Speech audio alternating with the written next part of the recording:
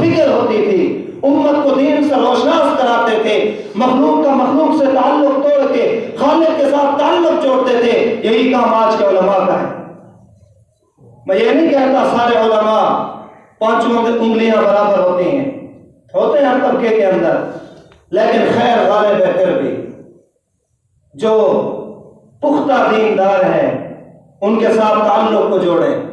تاکہ دین کا کچھ حصہ ہمیں بھی میسر ہو جائے، دین کچھ بھی ہمیں مل جائے، اللہ رب العزت کی رضا کو حاصل کرنے والے بن جائیں۔ یہ اسی وقت ہوگا جب علماء کی قدر آئی دل میں، اور جو ہمارے لیے دین کے اندر ماخوذ منہ کا درجہ رکھتے ہیں، جن سے ہم نے دین کو حاصل کیا ہے، صحابہ کرام ہیں، آل بیت ہے، ان سے ہمیں محبت ہو، ان سے عقیدت ہو، اپنی زبانوں کو ان کے بارے میں روک کے رکھیں۔ رسول اللہ نے فرمایا اللہ اللہ فی اصحابی لا تتخذوهم من بعدی غرضا، 2 مرتبہ اللہ نے فرمایا۔ علماء فرماتے ہیں اس کا مطلب یہ ہے،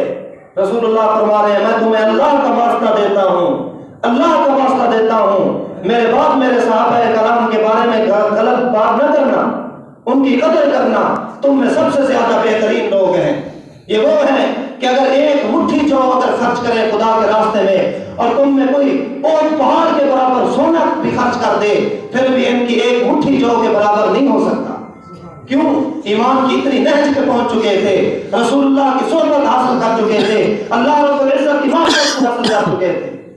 آج ہم یہ کہتے پھر رہے ہیں فلاں حق پہ ہے، فلاں حق پہ نہیں ہے، وہ جی فلاں کے ساتھ فلاں کی لڑائی ہوئی تھی، کون حق پہ ہے، فلاں نے زیادتی کی ہے۔ ہم اپنے ایمان کی فکر کریں،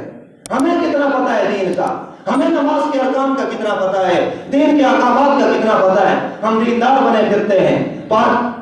اب ہمارے ہاں دیندار کہلانے کا معیار یہ ہے جو شخص 5 وقت کا نمازی ہو وہ پکا دیندار ہے۔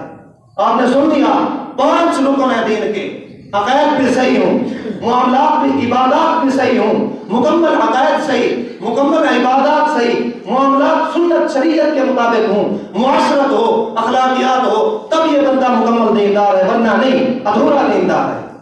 تو اس لیے فکر کریں، یہ اللہ رب العزت نے مختصر سی زندگی دی ہے، دین کے دل میں فکر اور قرآن پیدا کریں کہ دوسرے لوگ جو علماء کرام ہیں، یہ اللہ کے ولی ہیں، یہ اللہ رب العزت کے ساتھ اپنے تعلق کو جوڑ کے دنیا سے جا رہے ہیں، ہماری طرح کھاتے پیتے ہیں، ہم بھی ان کی طرح اللہ رب العزت کے سامنے گڑ گڑائیں گے، اپنے گناہوں کی معافی مانگیں گے، اللہ رب العزت سے تعلق جوڑیں گے، دنیا کے اندر رسول اللہ کی سنت کے مطابق زندگی گزاریں گے، اور آخرت میں دنیا میں بھی کامیاب ہوں گے اور آخرت میں بھی کامیاب ہوں گے۔ کوشش کریں گے نا سب حضرات انشاءاللہ، فکر کریں اس بات کی، اللہ ہمیں عمل کرنے کی توفیق نصیب فرمائے۔